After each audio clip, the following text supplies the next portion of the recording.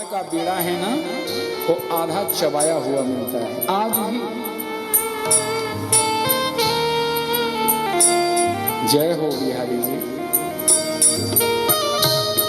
मुकुट अरु चंद्रिका राजय, मुकुट अरु चंद्रिका राजय, अधर पर पान की लाली, अधर पर पान की लाली, नहीं बरनत बने शोभा हमारे श्याम श्यामा की, नहीं बरनत बने शोभा हमारे श्याम श्यामा की।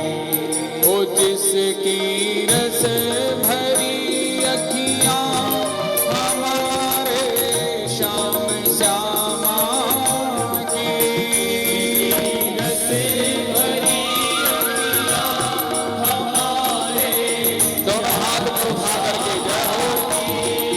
अनुपम माधुरी जोड़ी हमारे श्याम श्यामा की,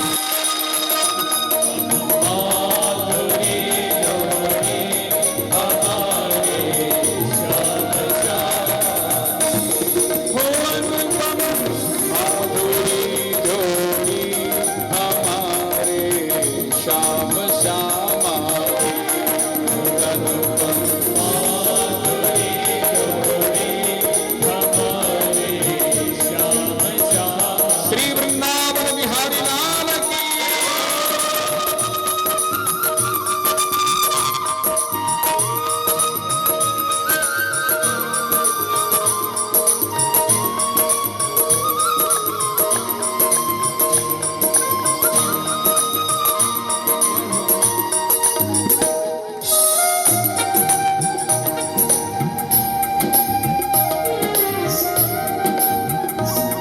जय हो।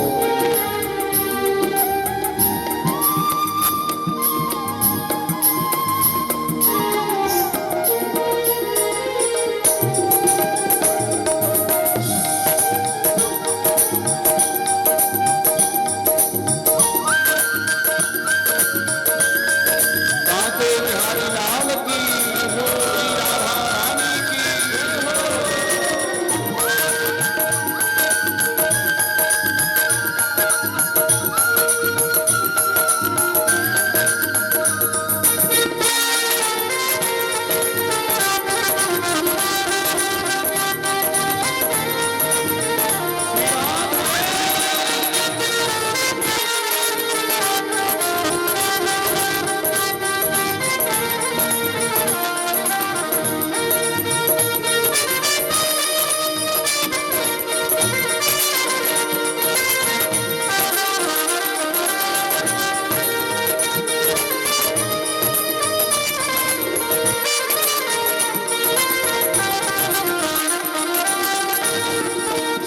श्री राधे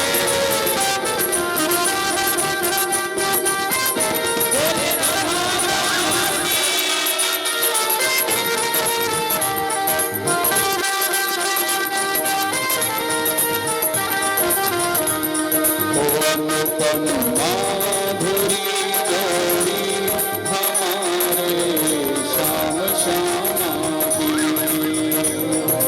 माधुरी जोड़ी हमारे श्याम श्यामा की। बरस पर मिलके जब बिहरे श्री वृंदावन की गलियों में, बरस पर मिलके जब बिहरे श्री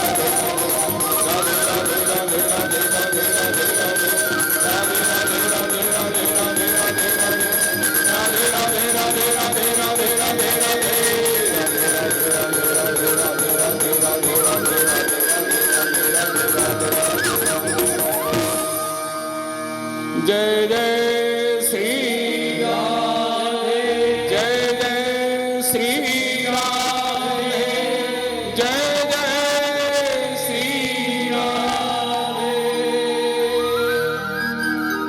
आप कहाँ पहुंचे हैं? वृंदावन धाम। धन्यम वृंदावनम तेन भक्ति नृत्यति यत्र च। तो वृंदावन में यदि पहुंचे हैं तो फिर राधे राधे प्रेम से बोलो श्री राधे। तू वृंदावन में आयो तैने राधा नाम न गायो। तू वृंदावन में आयो तैने राधा नाम न गायो। तेरे जीवन को धिक्कार जपे जा राधे राधे। धन्यम वृंदावनम तेन भक्ति नृत्यति यत्र च। श्री नारद जी के चरणों में भक्ति जी ने प्रणाम किया। कहा महाराज, जयति जगति मायां यस्य काया धवस्ते वचन रचनमेकं केवलं चाकलय्य। ध्रुवपदमपि यातो यत्कृपातो ध्रुवोऽयं। सकलकुशलपात्रं ब्रह्मपुत्रं नतास्मि। हे श्री नारद जी, आपकी जय हो। जयति जगति माया यस्य काया धवस्ते। आपकी कृपा से प्रहलाद जी ने माया को जीत लिया। आपने ध्रुव पर कृपा किया तो ध्रुव जी ने भगवान को प्राप्त कर लिया वृंदावन में तप करके। तो जैसे ध्रुव और प्रहलाद पर आपने कृपा की, ऐसी कृपा मुझ पर भी करो महाराज। मेरे दोनों पुत्रों को स्वस्थ करिए। बेटा दुखी हो तो मां भला कैसे सुखी रह सकती है। नारद जी महाराज ने ढांढस बंधाया, भक्ति जी को कहा कि मैया वृथा खेदयसे बाले अहो चिंता तुरा कथम।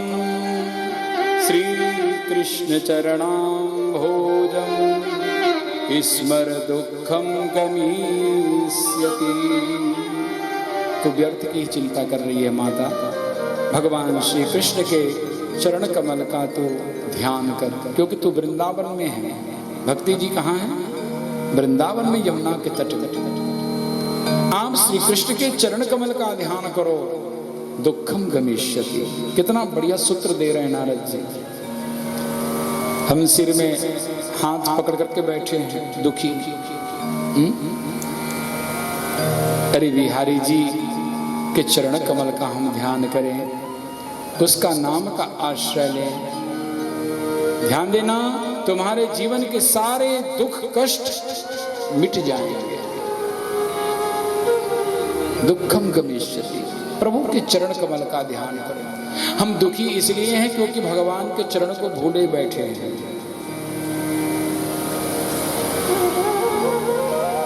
जिस दिन प्रभु के चरणों से जुड़ जाओगे तो कोई दुख नहीं रहेगा जीवन में। मैं निवेदन करूं, अनुकूल समय में ही भगवान की कृपा का दर्शन मत करना। हम जो चाहते हैं वो कार्य हो जाए तो कहते भाई भगवान की बड़ी कृपा है, वाह वाह भगवान की बड़ी कृपा है।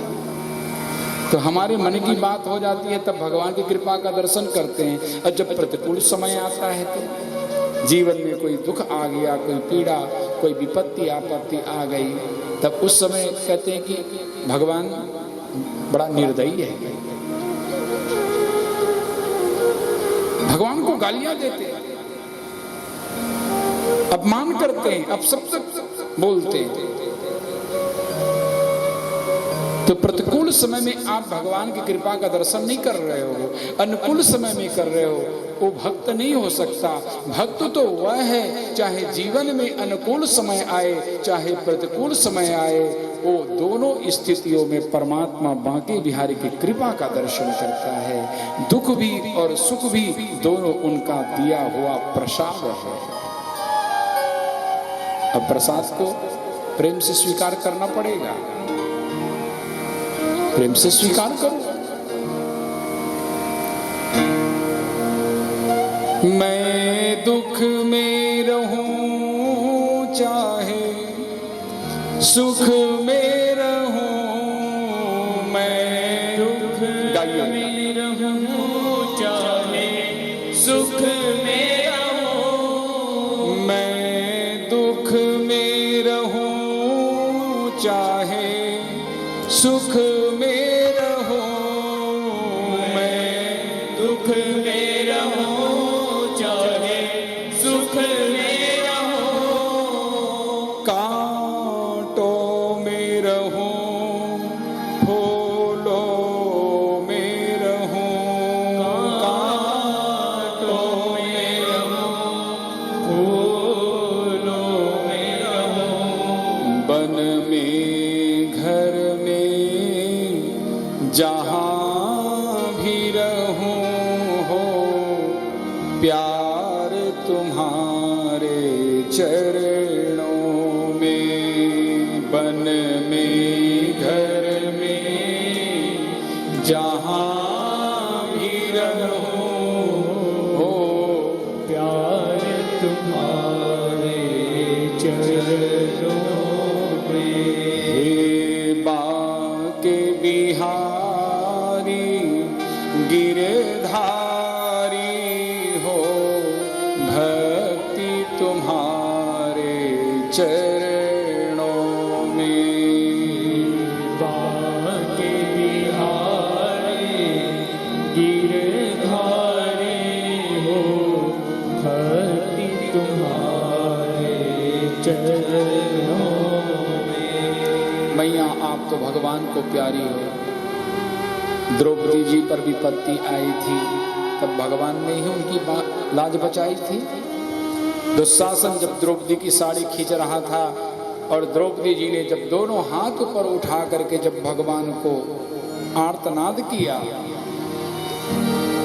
गोविंद द्वारका वासिन कृष्ण गोपी जन प्रिया, कौरवैः परिभूता मां किं न जानासि केशव। हे गोविंद, हे द्वारकाधीश, रक्षा करो, रक्षा करो। तो भगवान क्या बनकर आए? बोलो बोलो। द्रौपदी जी की लाज बचाने के लिए कौन सा अवतार लिया? कौन सा अवतार लिया? वस्त्र अवतार धारण किया प्रभु। कौन सा अवतार धारण किया? वस्त्र अवतार धारण किया। द्रौपदी च परित्राता येन कौरव कस्मलात्। कन्हैया कहीं गए नहीं है मैया, स कृष्ण क्वापि नो गतः। जहां तुम हो वहीं श्री कृष्ण, जहां भी हो वहां कृष्ण है, क्योंकि वो सर्वत्र व्यापक है। भगवान के आने में देरी नहीं है, पुकारने में देरी है। तुम्हारी पुकार में कमी है। द्रौपदी की तरह, शबरी की तरह, गजेंद्र गज की तरह प्रभु को पुकारो ना। प्रभु के आने में देरी नहीं है। आप कहते हो भगवान आते नहीं, द्रौपदी की तरह तुम बुलाते नहीं। आप कहते हो भगवान खाते नहीं, भोग तो लगाते लेकिन ठाकुर जी पाते नहीं है। अरे भैया पाएंगे कहां से, क्योंकि तुम सबरी की जैसे खिलाते नहीं। आप कहते हो भगवान नाचते नहीं, नाचेंगे कहां से, क्योंकि तुम गोपियों जैसे नचाते नहीं। गोपी जैसा भाव ताही अहीर की छोहरिया छचिया भरी छाछ पे नाच नचावे। सारे जगत को, सारे संसार को नचाने वाला परमात्मा गोपियों के प्रेम पर स्वयं ठुमका लगाते हैं, नाचते हैं। ताही अहीर की छोहरिया, भगवान को केवल भक्ति ही नचा सकती है और किसी में सामर्थ्य नहीं। गोपियां माने भक्ति, गोपी माने भक्ति, भक्ति ही भगवान को नचाती है। भगवान आप पर कृपा करेंगे, आप प्रभु को याद करो। नारद जी ने भक्ति की महिमा बताई और ज्ञान वैराग्य को उठाने का प्रयास किया। वेद मंत्र, उपनिषद के मंत्र, गीता आदि का पाठ किया, लेकिन जब ज्ञान वैराग्य स्वस्थ नहीं हुए तब आकाशवाणी सुनाई पड़ी नारद जी को कि आप ज्ञान वैराग्य को स्वस्थ करने के लिए आप सत्कर्म करो। नाम नहीं बताया कि कौन सा सत्कर्म करना है, केवल इतना कहा सत्कर्म करो। नारद जी भी चिंतित हो गए कि कौन सा ऐसा सत्कर्म करें जिससे ये स्वस्थ हो जाए। आकाशवाणी ने कहा संतों के पास जाओ, पूछो, वे बताएंगे। श्री नारद जी महाराज वहां से चले वृंदावन धाम से और बड़े बड़े साधु संत महात्माओं से पूछते थे, भैया जरा बताओ सत्कर्म क्या है, जरा बताओ सत्कर्म क्या है। अब बड़े बड़े महात्मा भी सोच में पड़ जाते, नारद जी प्रश्न पूछ रहे हैं सत्कर्म क्या है, हम क्या जवाब दें। अरे कोई छोटे महात्मा तो नहीं है, नारद जी अपने आप में पहुंचे हुए संत हैं और ये हमसे पूछ रहे हैं कि सत्कर्म क्या है, हम क्या जवाब दें। कोई मौन हो जाते थे, कोई भाग जाते थे, कोई चले जाते थे। जब उचित उत्तर जब नारद जी को नहीं मिला तो नारद जी पहुंच गए बद्रीनाथ धाम में, विशालापुरी। विशालापुरी समझते किसको कहते हैं? विशालापुरी मतलब बद्रीनाथ धाम। बोलिए बद्रीनाथ धाम की। इसलिए भगवान को कहते हैं बद्री विशाल। क्या कहते हैं? बद्री विशाल। एकदा ही विशालायाम चत्वार ऋषियो मला। जैसे ही श्री नारद जी महाराज बद्रीनाथ धाम पहुंचे तो सनत कुमारों से मुलाकात हुई और ये सारी घटना नारद जी सनत कुमारों को बता रहे हैं। सनत कुमारों ने कहा कि नारद जी, भक्ति ज्ञान वैराग्य को यदि तुम स्वस्थ करना चाहते हो तो उन्हें श्रीमद् भागवत की कथा सुनाओ, यही सत्कर्म है। तुम्हारा प्रश्न था कि सत्कर्म क्या है? सत्कर्म सूचको ज्ञान यज्ञ स्मृतो बुधै श्रीमद् भागवतालापः स तु गीतः शुकादिभिः। श्रीमद् भागवत ही सत्कर्म है, जिस सत्कर्म को करने से भक्ति ज्ञान वैराग्य स्वस्थ होंगे। नारद जी ने यहाँ प्रश्न पूछा है कि महाराज जो गीता का पाठ किया कानों में, वेद मंत्र बोला, क्या यह सत्कर्म नहीं है? सनत कुमारों ने कहा कि नारद जी देखो, श्रीमद् भागवत जो है वो वेद और उपनिषद का सार है। वेदोपनिषदां सारा जाता भागवती कथा अत्युत्तमा ततो भाति पृथक् भूता फलाकृतिः। यह श्रीमद् भागवत फल है, रस। अब ऐसा फल है जिसमें छिलका गुठली नहीं है। केवल रस भरा हुआ। अच्छा, आम का पेड़ देखा है? कहाँ हमारे? अच्छा, जड़ से लेकर शाखा पर्यंत तक रस है कि नहीं वृक्ष में? कहाँ है?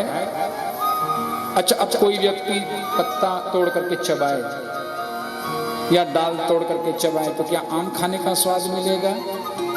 क्यों? किंजल स्वाद मिलेगा क्या? आम वृक्ष का कोई पत्ता खाए या डाल चबाए तो क्या स्वाद मिलेगा? नहीं मिलेगा ना।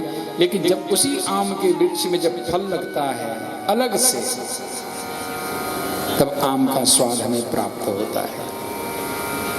इसी प्रकार से श्रीमद् भागवत फल है जिसमें केवल वेद रूपी कल्प वृक्ष का पका हुआ फल है। मंगलाचरण में आप लोग सुनेंगे, निगम कल्पतरोर्गलितं फलम शुकमुखादमृत द्रव संयुतम पिबत भागवतं रसमालयं मुहुरहो रसिकाः भुवि भावुका। वेद रूपी कल्प वृक्ष का पका हुआ फल यह श्रीमद् भागवत है। इस भागवत की रचना वेद व्यास जी ने करी है। ज्ञान वैराग्य और भक्ति की स्थापना के लिए इदम भागवतम नाम पुराणम ब्रह्म संहितम। ब्रह्म संहितम का अर्थ है वेद सम्मत। यह श्रीमद् भागवत है, वेद सम्मत। अब वेद तो चार होते हैं, ऋग्वेद, यजुर्वेद, सामवेद, अथर्ववेद, ये चार वेद होते हैं। तो इन चारों वेदों का जो सार है वह क्या है? श्रीमद् भागवत महापुराण है। अब वेद मंत्र तो बड़ा दुरूह है, बड़ा कठिन है, पढ़ना बड़ा कठिन है। अब पढ़ना जब कठिन है तो फिर अर्थ को कैसे समझ पाएंगे? अर्थ तो और ज्यादा कठिन है। तो हम वेद ना पढ़ सकें कोई बात नहीं, वेद मंत्र का उच्चारण ना कर सकें कोई बात नहीं, लेकिन यदि हम भागवत कथा को बड़े भाव से यदि गायन और श्रवण करते हैं तो हमें समस्त वेदों के पढ़ने सुनने का फल हमें प्राप्त हो जाता है। ये वेद रूपी कल्प वृक्ष का पका हुआ फल है, ये सार है।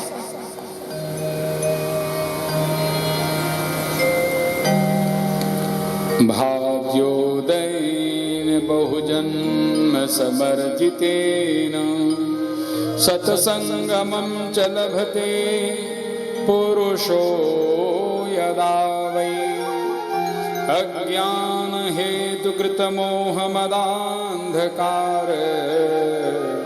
नाशं विधाय हि तदोदयते विवेकः। इस तरह से सत्संग की महिमा का गान किया नारद जी ने। सनकादिक महात्माओं ने कहा कि आप भक्ति ज्ञान वैराग्य को भागवत कथा सुनाओ। नारद जी ने कहा महाराज आप जैसे महात्मा यदि मिले हैं तो आप ही कथा सुना दीजिए, सप्ताह ज्ञान यज्ञ। अच्छा ठीक है, हम सत्संग के लिए ही आए थे बद्रीनाथ धाम, तो कहाँ आयोजन करें? कहाँ की? गंगा द्वार समीपे थे तटमानंद नामकम। हरिद्वार में गंगा के किनारे एक आनंद नाम का तट है, वहां पर आप भागवत का आयोजन करो। वहां कोमल कोमल गंगा जी की बालुकाएं हैं, बालू रेती, उसका आसन बना देना। हम वृक्ष के नीचे, बरगद वृक्ष के नीचे बैठ करके और फिर भगवान की कथा को श्रवण कराएंगे। गंगा जी की रेत पर वेदी पर बैठकर हम आपको कथा सुनाएंगे। नारद जी ने सारी व्यवस्था करी और उस समय हल्ला मच गया कि भागवत का आयोजन हो रहा है गंगा के तट में, हरिद्वार में। बड़े बड़े ऋषि मुनि महात्मा पधारे, भृगु, वशिष्ठ, च्यवन, गौतम, मेधातिथि आदि, और जो प्रेमी जन हैं वो तो दौड़ पड़े महाराज। श्री भागवत पीयूष पानाय धावन्ती रसलंपटाः। जो प्रेमी जन होते हैं वही दौड़कर आते हैं कथा सुनने के लिए। धावन्ती रसलंपटाः। एक वह व्यक्ति आता है जिसको निमंत्रण कार्ड मिला है, भाई अब कार्ड मिल गया तब तो एक दिन जाना पड़ेगा। ये पड़ेगा शब्द जो आता है ना, प्रेम से बोलो श्री राधे। तो कार्ड मिला तो जाना पड़ेगा, मतलब निमंत्रण ना मिले तो फिर आना नहीं है, कथा सुननी नहीं है। तो फिर वो प्रेमी कैसे हुआ, वो रसिक कैसे हुआ? रसिक व्यक्ति तो वह है जिसको निमंत्रण कार्ड मिला हो ना मिला हो, बस कानों में आवाज पहुंच गई कि कथा चल रही है भागवत की और दौड़ पड़े कथा सुनने के लिए, वही सच्चा प्रेमी है भागवत का। एक व्यक्ति मजबूरी में आता है, इसलिए भगवान के प्रेमी बनो, भक्त बनो। वक्ता को क्या देखना? हनुमान जी ने जब कथा सुनाई ना लंका में, अशोक वाटिका में, अशोक वृक्ष के ऊपर माता जानकी को, तो हनुमान जी ने माता जानकी से कहा कि माँ कथा ही सुंदर है, कहने वाला तो बंदर है। प्रभु से बोलो श्री राधे। कहने वाले तो बंदर है, कहने वाले को क्या देखना है? सुंदर तो मेरे बांके बिहारी की कथा है, क्या देखो? वक्ता चाहे छोटा हो चाहे बड़ा हो, कहने वाले क्या महत्व नहीं है, भगवान की कथा की महिमा है। अपने आप को भगवान की कथा से जोड़े रहो, भगवत नाम जाप करते रहो, भगवान की जय जयकार करो। जब प्रभु की जय जयकार करोगी तो तुम्हारी भी जय जयकार होगी, और प्रभु का नाम जपोगे तो तुम्हारा भी नाम संसार में होगा, संसार में तुम्हारा नाम चमकेगा। अपना नाम भगवान के नाम से जोड़ दो, या भगवान के नाम से अपना नाम जोड़ दो, तो तुम्हारा नाम स्वतः हो जाएगा, परिचय देने की जरूरत नहीं है। प्रभु की जय जयकार करोगे तुम्हारी जय जयकार होगी। तो सब आए दौड़ करके, और महाराज शनकादिक महात्माओं ने सबसे पहले भागवत की महिमा का गान किया। अथ ते वर्णते स्याभि महिमा सुख शास्त्रजः यस्य श्रवण